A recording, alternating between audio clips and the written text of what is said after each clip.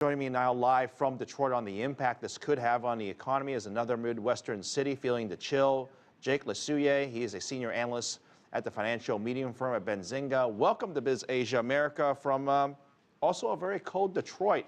Let me start with the impact this is having to crops and the damage that we spoke about Florida earlier. Orange juice is just one of them, but it's pretty big.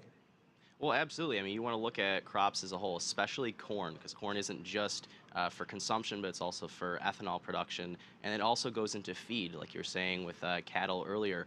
That's also going to help drive cattle prices up. So across the board, this could destroy crops. This could delay the spring plantings. There's a wide-reaching list of consequences from this. I'm just curious, we do talk about every time there's a big winter storm, we talk about the potential damage.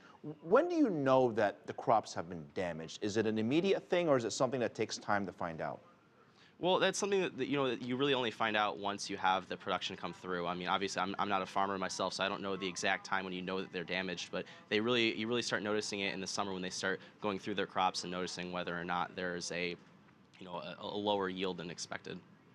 The flights that we talked about, the disruption to travel, obviously there's an economic impact to the airlines and companies involved. What about to the consumers overall? Is this good for the consumer or bad for the consumer?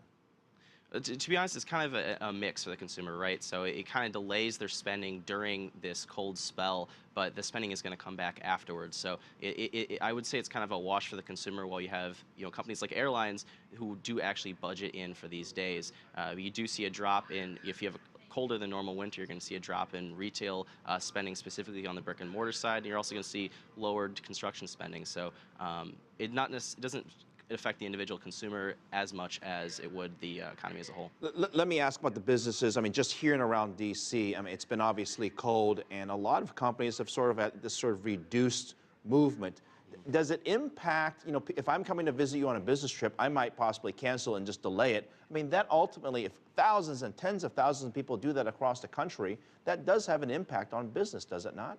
Well, absolutely. I mean, like I said, you can't have construction workers outside when it's negative 30 degrees. What we saw, negative 52 in Wisconsin, you simply can't be working outside in that. So that's going to lower economic production. And like you said, there's going to be much less travel, so larger business deals are not going to happen as often.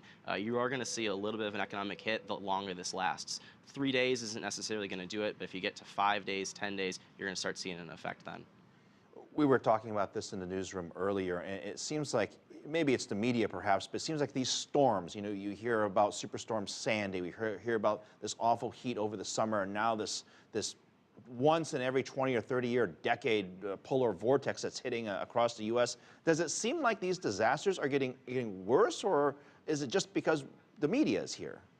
I mean, if you're looking at anecdotal evidence, it does seem like they are getting worse. But I mean, if you look at it as a whole over the last couple of years, we've had a series of very mild winters. The last 3 winters have been much milder than normal. But if you look back at the mean back to 1949, this winter's actually in line with the conditions we've seen since then. So despite this unusual cold for the past 3 days, this colder winter in general is actually more in line with the average than the previous years.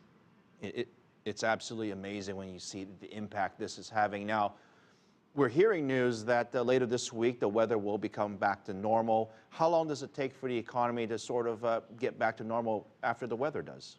We're going to have a lot of pent-up spending from this week. Obviously, once the roads start to clear off, you're going to have brick and mortar spending coming back. You're going to have consumers going out and buying groceries again after having stocked up. But then you're going to have businesses trying to get back on their feet. But to recover what the damages actually happened this week, you're looking at probably at least 5 to 10 days. I'm sure at least jacket sales are up. Jake, Jock, thank you very much.